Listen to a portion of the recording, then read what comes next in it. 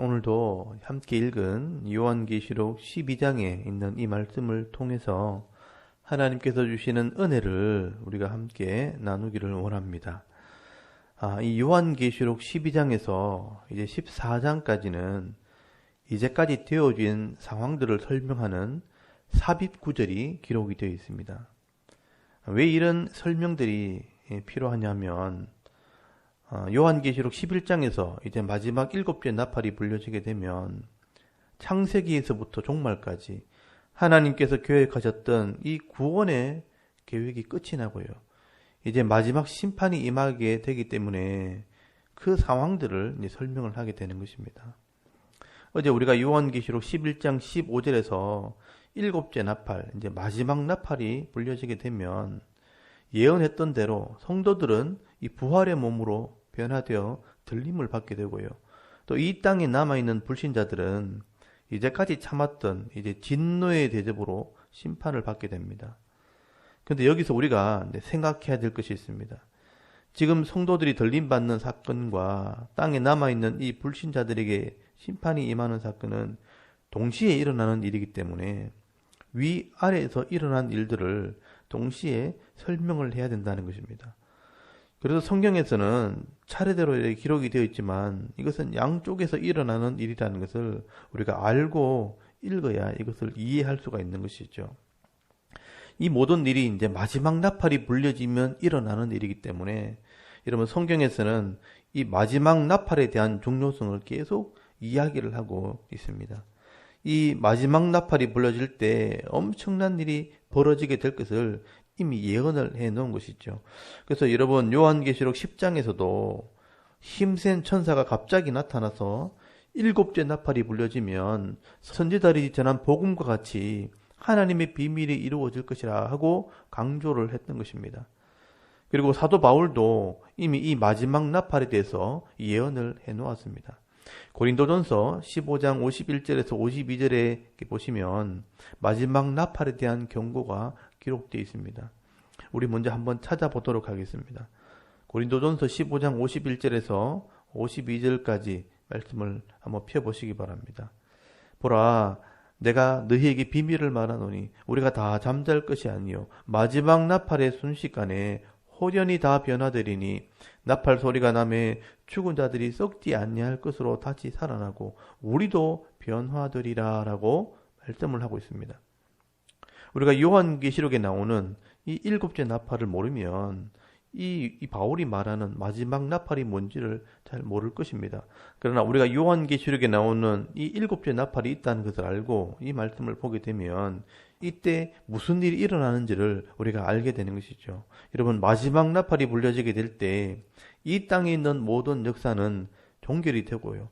모든 자연의 법칙도 끝이 나는 겁니다. 그래서 죽은 자들이 먼저 일어나 변화되고요. 또 살아있는 성도들도 다 홀련히 변화되어서 영원히 사는 몸으로 변화가 되어진다. 이것을 우리는 부활이라고 얘기하는 것입니다. 그리고 데살로니가전서 4장 14절에서 17절까지에도 보시면 여기에 대한 부연 설명을 하고 있습니다. 여러분 데살로니가전서 4장 14절에서 17절까지 말씀을 한번 펴보시길 바랍니다. 거기 보면 우리가 예수께서 죽으셨다가 다시 살아나심을 믿을진데 이와 같이 예수 안에서 자는 자들도 하나님이 그와 함께 데리고 오시리라. 우리가 주의 말씀으로 너희에게 이것을 말하노니 주께서 강림하실 때까지 우리 살아남아 있는 자도 자는 자보다 결코 앞서지 못하리라. 주께서 호령과 천사장의 소리와 하나님의 나팔 소리로, 이게 마지막 나팔입니다. 이 나팔 소리로 친히 하늘로부터 강림하시리니 그리스도 안에서 죽은 자들이 먼저 일어나고 그 후에 우리 살아남은 자도 그들과 함께 구름 속으로 끌어올려 공중에서 주를 영접하게 하시리니 그리하여 우리가 항상 주와 함께 있으리라 라고 말씀을 하고 있습니다. 이 바울의 말을 이렇게 종합해 보면 마지막 나팔, 이 7째 나팔이 불려지게 되면 예수를 믿고 죽은 자들은 영원히 살 수 있는 몸으로 변화가 되어지는 것입니다. 그리고 살아남아 있는 성도들도 이 부활의 몸이 되어서 공중에서 주를 영접하게 될 것이라 하고 말씀을 하고 있는 것이죠. 우리는 이것을 휴거라고 말을 합니다. 이 부활의 몸, 영원히 살 수 있는 몸으로 변화가 되어진다는 것입니다. 그래서 요한계시록 11장 15절에 이 일곱째 나팔이 불려지게 되면 이 땅에는 놀라운 일들이 일어나게 되는 겁니다. 예수를 믿고 죽은 자들과 땅에 있는 성도들이 부활의 몸을 가지고 들림받아 공중에서 주님을 만나는 일이 벌어지게 되는 것입니다. 그리고 이 땅에 남아있는 불신자들은 이제 마지막 재앙, 진노의 대접이 쏟아지는 것이죠. 그 내용이 요한계시록 16장에 기록이 되어 있는 것입니다. 그래서 이 놀라운 일이 벌어진 것에 대한 이유를 설명하게 되는데 그게 12장부터 14장까지 삽입구절로 설명이 되어진 것입니다. 왜 이런 일이 벌어지게 되었는지를 역사를 통해서 설명을 하는 것입니다. 그리고 16장에는 이 땅에 남아있는 불신자들에게 임하는 재앙을 7대접으로 보여주시는데요. 이런 재앙이 왜 임하게 되었는지를 요한계시록 17장에서 18장까지 또 설명을 하게 됩니다. 그래서 여기서도 삽입구절을 기록해 놓은 것입니다. 그리고 이어서 요한계시록 19장에는 공중에 들림받은 성도들이 주님을 만났을 때 또 어떤 일이 벌어지게 되는가, 성도들과 어린 양 예수님이 만나는 장면을 요한계시록 19장에 설명을 하고 있는 것입니다. 그러므로 요한계시록 11장부터 이렇게 들림받은 성도들과 땅에 남아서 진노의 심판을 받게 되는 불신자들이 서로 나누어지게 된다는 것을 우리가 먼저 기억을 해야 됩니다. 그래서 위에서 일어나는 일과 땅에서 벌어지는 일들을 동시에 기록을 하고 있고요. 그 사이에 왜 이런 일이 벌어지게 되었는지 각각 설명을 하고 있다는 것을 잘 파악하고 우리가 성경을 읽어 나가야 이 전체 내용들을 이해할 수가 있는 것입니다. 과거에는 이런 구조적인 부분을 이해하지 않고 그냥 차례대로 연결해서 읽었기 때문에 정확한 의미를 이해하지 못하는 그런 오류를 범하게 되었던 겁니다. 이 내용들은 최근에 와서야 이런 구조를 우리가 알게 되었고, 그래서 이 성경의 내용을 제대로 이해할 수 있는 그런 사항들이 되었던 것입니다. 오늘 이 요한계시록 12장과 13장까지 왜 이런 엄청난 일이 벌어지게 되었는가, 왜 성도들이 들임받게 되었는가, 이 땅에 있는 교회가 이 구약교회에서 신약교회에 이르기까지 어떤 과정을 통해서 존재하게 되었는가, 이 압축된 역사로 설명을 하고 있다는 것을 먼저 기억을 해야 됩니다. 먼저 12장 1절 말씀을 한번 보시기 바랍니다. 해를 옷 입은 한 여자가 나오게 되는데 이 모습이 구약의 이스라엘의 모습입니다. 하늘에 큰 이적이 보이니 해를 옷 입은 한 여자가 있는데 그 발 아래는 달이 있고 그 머리에는 12별의 관을 썼더라라고 말씀을 합니다. 여러분, 이 그림은 창세기에서 나오는 요셉이 꾼 꿈에서 나온 이미지 그림입니다. 12별의 관을 쓴 여자는 이스라엘을 의미하는 것입니다. 그 이스라엘을 통해서 메시아 예수님이 태어날 것을 예언했기 때문에 이 예수님이 태어날 이스라엘을 임신한 여자로 표현을 한 것입니다. 그래서 2절에 보시면 이 여자가 아이를 베어 해산하게 되매 아파서 애를 쓰며 부르짖더라라고 말씀을 합니다. 이 여자, 이 이스라엘을 통해서 메시아 예수님이 나오게 되었다는 것입니다. 근데 그때 3절에 보시면 마귀가 예수님을 죽이려고 합니다. 하늘에 또 다른 이적이 보이니 보라, 한 큰 붉은 용이 있어 머리가 7이요 뿔이 10이라. 그 여러 머리에 7 왕관이 있는데 그 꼬리가 하늘의 별 3분의 1을 끌어다가 땅에 던지더라. 용이 해산하려는 여자 앞에서 그가 해산하면 그 아이를 삼키고자 하더니라고 말씀을 합니다. 여기 나오는 큰 붉은 용은 마귀, 이 사탄을 의미하는 겁니다. 그래서 이 9절에 보시면 그 실체를 설명을 하고 있죠. 큰 용은 옛 뱀, 마귀라고도 하고 사탄이라고도 하며 온 천하를 꿰는 자라. 그가 땅으로 내쫓기니 그의 사자들도 그와 함께 내쫓기니라 라고 말씀을 하고 있습니다. 이 큰 붉은 용은 옛 뱀, 그러니까 창세기에 나오는 그 뱀이라. 원래 이름이 마귀 또는 사탄이라고 한다라고 기록이 되어 있습니다. 그런데 이 마귀가 그 사자들과 함께 땅에 내어 쫓겼다. 이 사자들은 복수로 되기 때문에 귀신들을 말하는 것입니다. 이 마귀가 아담과 하와를 유혹해서 하나님과의 언약을 어기고 범죄함으로 죽는 존재가 되게 한 것입니다.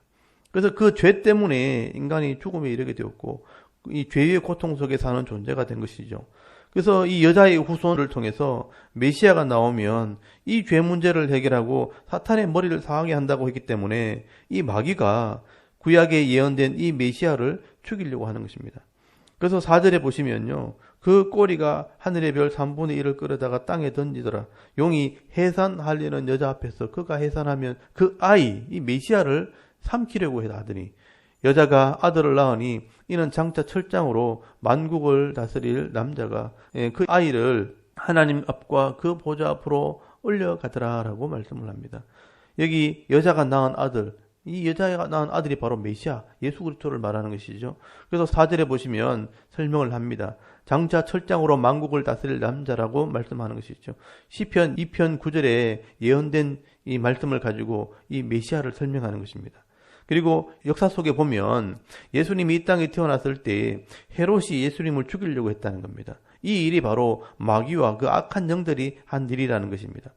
그러나 예수님께서는 3년 동안 사역을 하시면서 하나님 나라의 말씀을 가르치시고 십자가와 부활의 사명을 감당하시고 하늘로 승천하신 것입니다.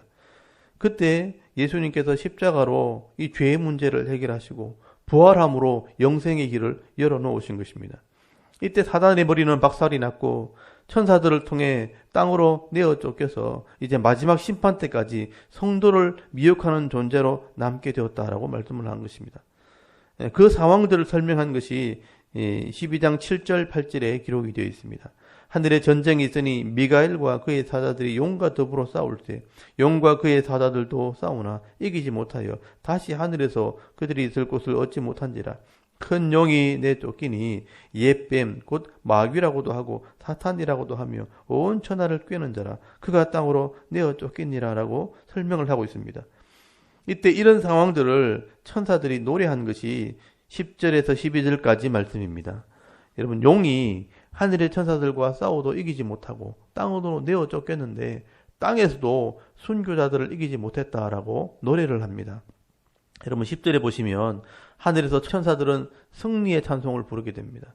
이제 우리 하나님의 구원과 능력과 나라와 또 그의 그리스도의 권세가 나타났으니 우리 형제들을 참소하던 자, 곧 우리 하나님 앞에서 밤낮 참소하던 자가 쫓겨났고라고 노래를 하죠. 그리고 11절에는 이 순교자들이 마귀를 이겼다라고 노래합니다. 또 우리 형제들이 어린 양의 피와 자기들이 정언하는 말씀으로써 그를 이겼으니 그들은 죽기까지 자기들의 생명을 아끼지 아니하였도다라고 노래합니다. 자기 생명을 아끼지 않는 이런 순교자들도 마귀를 이겼다. 무엇으로 이겼는가 한번 보십시오. 어린 양의 피와 증언하는 말씀으로 이겼다라고 말씀을 하고 있습니다. 이게 마귀를 이기는 비결입니다. 우리를 죄로 유혹할 때 십자가를 의지함으로 회개할 때 죄를 이길 수 있고요. 또 말씀으로 대적할 때 죄를 짓지 않게 되는 것으로 우리가 승리하는 삶을 살 수 있게 된다는 겁니다. 그래서 이 마귀는 이제 땅으로 내어 쫓겨서 남자, 이 메시아를 낳은 이 땅의 교회를 핍박하게 되었다는 것입니다. 그래서 여러분 13절에 보시면 용이 자기가 땅으로 내쫓긴 것을 보고 남자를 낳은 여자를 박해하는지라라고 말씀을 합니다. 여기 남자를 낳은 여자는 메시아가 나온 이 신약 교회를 얘기하는 것입니다. 이제 마지막 시대는 교회가 마귀에게 핍박을 받게 된다는 것입니다. 그러나 이런 마지막 시대에 교회가 핍박을 받지만 염려하지 않아도 되는 것은 하나님께서 교회와 함께 하시고 능력을 베풀어 주신다는 것입니다. 그래서 여러분 14절에 보시면 그 여자가 큰 독수리의 두 날개를 받아 광야 자기 곳으로 날아가 거기서 그 뱀의 낯을 피하여 한 때와 두 때와 반 때를 양육받으매라고 말씀을 하는 겁니다.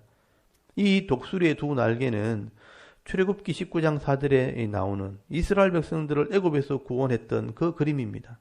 하나님께서 이스라엘 백성들을 구원하시고 지켜주시듯이 하나님께서 신약의 교회 성도들을 지켜주신다는 것입니다. 그리고 한 때, 두 때, 반 때, 이 3년 반 동안 고난의 기간이 있겠지만 하나님께서 지켜주신다는 것입니다. 이 3년 반이라는 기간도 다니엘서 9장 27절에 이미 예언되어 있는 말씀입니다. 그리고 15절에 구약의 이미지를 가지고 성도들이 핍박받는 모습을 설명을 하게 됩니다. 거기 15절에 보면 뱀이 입을 벌려 물을 강같이 토하여 떠내려가게 하려고 하지만 하나님께서 땅이 입을 벌려서 강물을 삼키게 함으로 이 교회를 보호하신다는 것입니다. 그리고 이 17절에 중요한 것은 이 여자의 남은 자손, 이 남은 자손이 누구냐? 교회를 통해 나오게 될 성도들을 말하는 것이죠. 오늘 저와 여러분을 말하는 것입니다. 이 마귀가 이 성도들과 마지막 때 싸우려고 한다는 겁니다. 거기 17절에 보면 용이 여자에게 분노하여 돌아가서 그 여자의 남은 자손 곧 하나님의 계명을 지키며 예수의 증거를 가진 자들과 더불어 싸우려고 바다 모래 위에 서 있더라라고 말씀을 하죠. 이런 마지막 시대에 이 마귀가 세상을 따라가지 않고 하나님의 계명을 지키고 예수의 증거를 가진 자들, 이 성도들과 싸움을 하게 된다고 말씀을 합니다. 오늘 저와 여러분의 싸움이 여기에 있는 것입니다. 그러나 구약에서 신약교회를 거쳐 이 마지막 종말까지 하나님께서 이미 자기 백성을 구원할 계획을 가지고 계시고요. 우리를 지키실 것을 말씀을 하고 있는 것입니다. 우리가 이런 역사를 통해서 하나님의 구원 계획을 깨닫고 하나님 말씀이 그대로 이루어지고 있다는 믿음을 가지게 되면 이 말씀의 능력으로 영적인 싸움에서 이길 수 있습니다. 그러므로 이 사도 바울은 에베소서 6장에서 이미 영적으로 무장할 것을 권면하게 됩니다.